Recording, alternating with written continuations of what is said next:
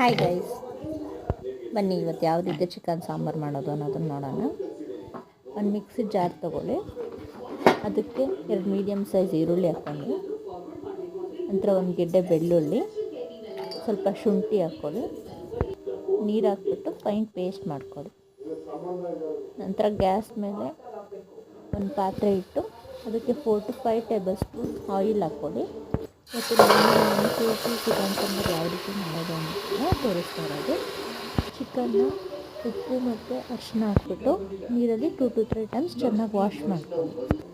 ನಂತರ ಚಿಕನ್ ಹಾಕಿ fine paste ಏನಿರುತ್ತೋ ಅದನ್ನು ಹಾಕಿ ಬಾಡಿಸ್ಕೊಳ್ಳಿ.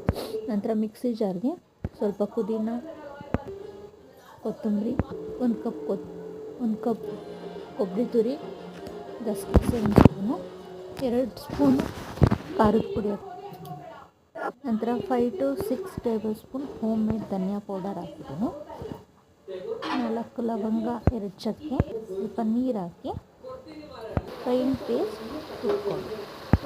ನಂತರ ಈಗ ಸ್ಟವ್ ಮೇಲೆ ಏನು ಪಾತ್ರೆ ಚಿಕನ್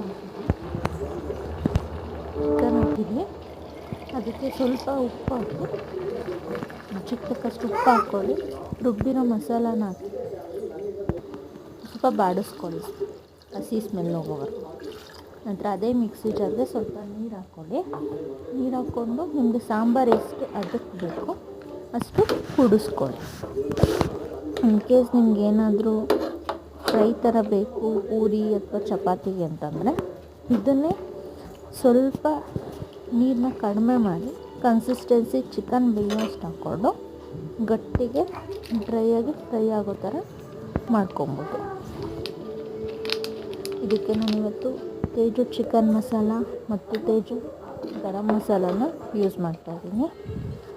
ಒಂದು ಹಾಫ್ ಸ್ಪೂನ್ ಗರಂ ಮಸಾಲ ಮತ್ತು ಹಾಫ್ ಸ್ಪೂನ್ ಚಿಕನ್ ಮಸಾಲ ಹಾಕಿ ಚೆನ್ನಾಗಿ ಮಿಕ್ಸ್ ಮಾಡ್ಕೊಂಡಿದ್ದೀನಿ. ಪ್ಲೇಟ್ ಮುಚ್ಚಿಬಿಟ್ಟು ಸಾಂಬಾರನ್ನ ಚೆನ್ನಾಗಿ ಕುದಿಯೋದಕ್ಕೆ ಬಿಡಿ. ಒಂದು 1/4 ಗಂಟೆ ಆದ ನಂತರ ನಾವು ಕುದಿಯೋಕ್ಕೆ ಬಿಟ್ಟಿರೋದು ತೆಗೆದು ನೋಡಿದ್ರೆ ಈ ರೀತಿ ಕುದಿ ಬಂದಿರುತ್ತೆ.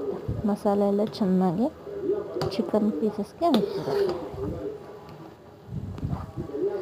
ನೀವು ಚಿಕನ್ ಪೀಸ್ನ ಮುಟ್ಟಿ ನೋಡಿದ್ರೆ ಅದು ಸಾಫ್ಟ್ ಆಗಿರಬೇಕು. ಆ ರೀತಿ ಬಂದಾಗ ಚಿಕನ್ ಸಾಂಬಾರು ರೆಡಿ ಆಗಿದೆ ಅಂತ ಗೊತ್ತಾಗುತ್ತೆ. ಉಪ್ಪು ಖಾರ ಎಲ್ಲ ಟೇಸ್ಟ್ ಚೆನ್ನಾಗಿದೆಯಾ ಅಂತ ನೋಡ್ಕೊಳ್ಳಿ. Chicken sambar ready.